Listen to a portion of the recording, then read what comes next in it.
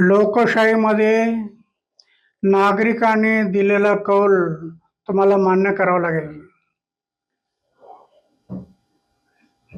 ज्या वेळेला तुम्ही निवडणूक लढवता, मला सुरुवातीला यांनी विचारलं होतं की आम्ही पक्ष आणि पार्टी काढणार आहे.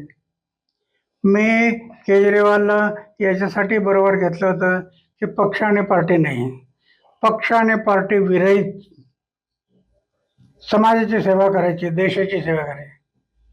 पण त्याने नंतर पक्ष आणि पार्टी काढली आणि तो डाऊन झाला. शेवटी पक्ष आणि पार्टी म्हणलं की हौसे नवसे गवसे सगळे येतात आणि सगळे एकदम मध्ये आले की मग डाऊन होतात. माझ्यावरती काय कमी बोट उठवलं नाही. किती लोकांनी बोट उठवले.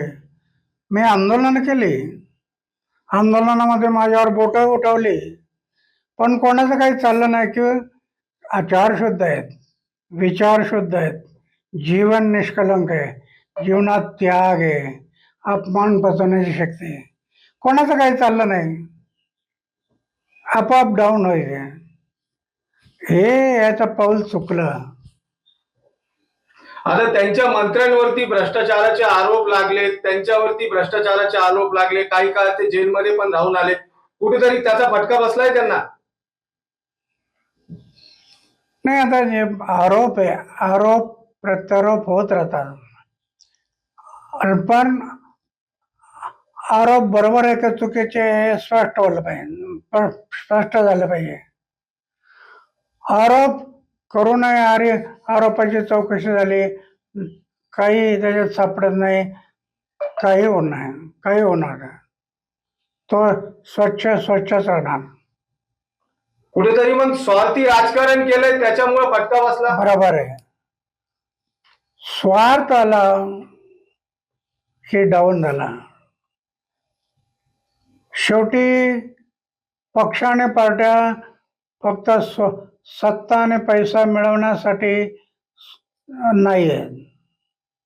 देशाची सेवा, समाजाची सेवा, ही समाजाची सेवा करायची आहे, याच्यासाठी पक्ष आणि पार्ट्या आहेत. एक तर आमच्या घटनेने पक्ष आणि पार्ट्या असं नाव ठेवलं नाही कुठेच. पक्ष आणि पार्टी फक्त व्यक्ती आहे, पण त्याच्या कार्यप्रणालीवरती पक्ष आणि पार्ट्या हे हे हे लढवत गेले आणि पक्ष आणि पार्ट्यामध्ये जे पावलं चुकले ते जनतेने नाकारले. ज्या ज्या लोकांचे पक्ष आणि पार्ट्यांचे पावलं चुकले त्यांचे जनतेने नकार दिला. देश विदेशातील प्रत्येक घडामोडींचे लाईव्ह अपडेट मिळवण्यासाठी आता साम टीव्हीच्या सर्व सोशल मीडिया प्लॅटफॉर्मला लाईक, फॉलो आणि सबस्क्राईब करा.